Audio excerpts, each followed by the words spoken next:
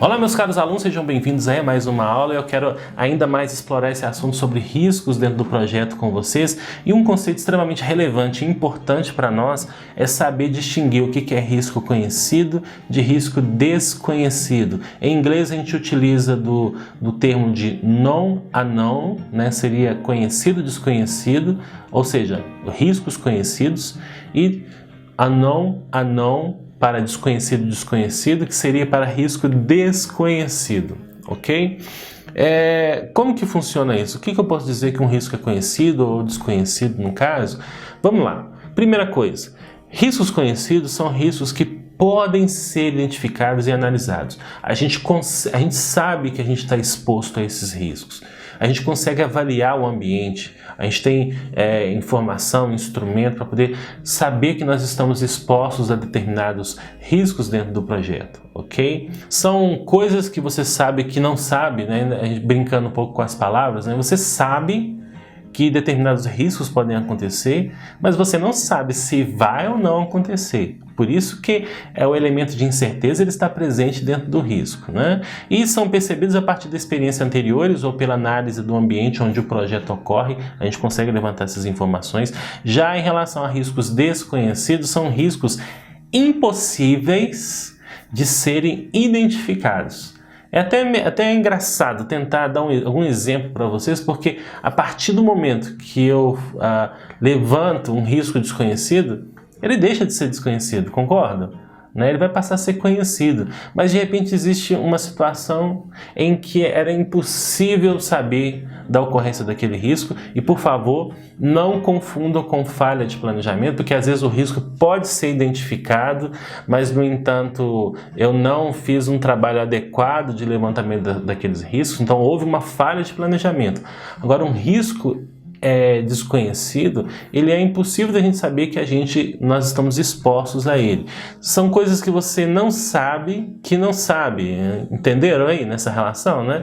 Você não sabe que existe o risco, que ele pode existir, e portanto é impossível saber, né, o impacto que ele pode gerar dentro do nosso projeto. A gente não consegue calcular, a gente não consegue gerar uma reserva de contingência para esse tipo de risco, né? E nem a experiência anterior, nem o ambiente onde o projeto ocorre indicam que eles podem ocorrer dentro do projeto. Então a gente não consegue saber. Então vamos supor um cenário. Será que eu estou aqui agora em Belo Horizonte, né? A gente não tem histórico de terremotos, então quando eu vou planejar, por exemplo, uma obra, muitas vezes eu não vou levar em consideração a ocorrência de terremotos. Mas pode ser que aconteça, né, algum dia qualquer, e aí isso pode eventualmente prejudicar o meu projeto, ok? Então riscos desconhecidos aqui no caso, né, que eu não imaginava, não tinha nenhum histórico, não tem nenhuma referência que aquele risco já ocorreu no passado ou poderia ocorrer no momento presente, ok? E aí sim é o que nós chamamos de risco desconhecido, tá bem? Aí, como que nós lidamos? Nós temos então riscos conhecidos e riscos desconhecidos. Para cada um deles, a gente pode estabelecer uma estratégia, né? Para o risco conhecido, nós temos o que nós chamamos de reserva de contingência e utilizamos para isso da fórmula de valor esperado. Basicamente, essa fórmula é calcular a probabilidade de um determinado evento acontecer vezes o impacto que esse evento pode provocar dentro do meu projeto. Um exemplo simples, né? Vamos supor que eu tenho um risco de roubarem o meu carro, né? O meu carro custa R$20 mil, vamos supor que eu não tenho seguro e existe uma probabilidade deste evento acontecer de 10%. Né? Então, se a gente pega aí 10% de 20 mil, a gente tem aí um valor esperado de 200. Isso em relação a esse risco. Eu posso ter dentro do projeto vários riscos, onde eu posso utilizar deste cálculo para obter informações sobre o valor esperado de cada um dos riscos do meu projeto, né? Então vamos lá. Primeiro, né, é apenas um exemplo simples aqui de duas ameaças, dois riscos negativos e uma oportunidade, ou seja, um risco positivo. E aí, usando da fórmula de valor esperado, né, que é probabilidade vezes o impacto, nós temos o seguinte resultado. Em relação à primeira ameaça, né, multiplicando aqui probabilidade por impacto, vai dar 20 mil. Em relação à segunda, vai dar 15 mil. Em relação à oportunidade, vai dar menos 6 mil. Daqui a pouco eu explico para vocês isso aqui. Somando e subtraindo a oportunidade, nós temos aí um valor esperado ou valor monetário esperado final de 29 mil. Isso se refere ao que? A minha reserva de contingência. Mas por que eu somei as ameaças, que normalmente são negativas, né? E subtrair as oportunidades, que são positivas no caso? É porque o raciocínio lógico, o nosso raciocínio utilizado é o seguinte: quando você tem ameaças, você vai o quê?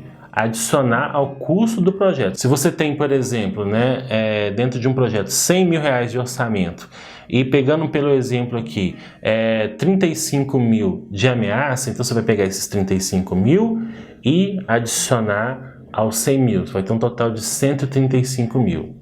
Mas existe uma oportunidade, né? Essa oportunidade não vai ser somada, ela vai ser ao contrário, ela vai ser o quê? Subtraída, porque se ela ocorrer, ela vai gerar um ganho de desempenho do projeto. O projeto vai custar menos aqui no caso. Então, nosso ponto de vista aqui é sobre custos do projeto. Se a gente estivesse avaliando resultado, aí sim, o resultado final do projeto, vamos supor que o projeto geraria ou tem aí um potencial de gerar 1 milhão de resultado, eu adiciono, aí sim eu somo as oportunidades e subtraio as ameaças. Mas não se preocupem com isso não. O que interessa para nós aqui no caso é que, em se tratando do custo do projeto, você tem que somar as ameaças e subtrair as oportunidades. Portanto, é essa conta que nós chegamos aqui, de 29 mil, nosso valor esperado ou valor monetário esperado, já que trata de dinheiro, né?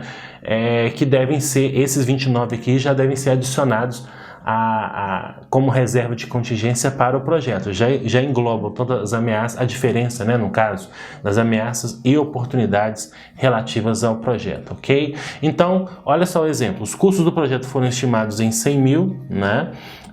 Com o cálculo anterior, descobrimos que serão necessários 29 mil para financiar os riscos que o projeto está sujeito. Logo, a linha de base vai ser de 129 mil, como já buscamos enfatizar em aulas anteriores, né? Somando aí o custo do projeto mais a reserva de contingência, isso para os riscos conhecidos do projeto. Agora, como é que fica o cálculo de risco desconhecido, né? Eu não vou conseguir calcular porque eu não sei probabilidade, eu nem faço ideia que aquele risco pode acontecer, mas eu posso ter um fundo, concordam? E esse fundo é o que nós chamamos, dentro do contexto do exame PMP, de reserva de gerenciamento, né? Essa reserva de gerenciamento se refere, no caso, ao montante que visa financiar riscos desconhecidos do projeto. Olha, eu não sei que riscos podem acontecer, mas eu vou separar aqui um dinheiro para ser utilizado eventualmente para essa finalidade, para poder financiar esses eventuais riscos que eu nem tinha ideia que eram impossíveis de serem calculados dentro do projeto. Então é um fundo, né, que pode ser eventualmente utilizado para poder dar esse apoio para o gerente de projetos. Agora, um aspecto importante de lembrar é o seguinte, que normalmente o gerente de projetos não tem acesso a esse fundo e precisa pedir autorização em instâncias superiores. Lembrando que reserva de gerenciamento não compõe a linha de base, é um fundo à parte do projeto. A linha de base, no caso, é o custo do projeto mais as reservas de contingência, ok? Isso para os riscos conhecidos do projeto e para financiar os riscos desconhecidos que eventualmente ocorrerem, existe a reserva de gerenciamento.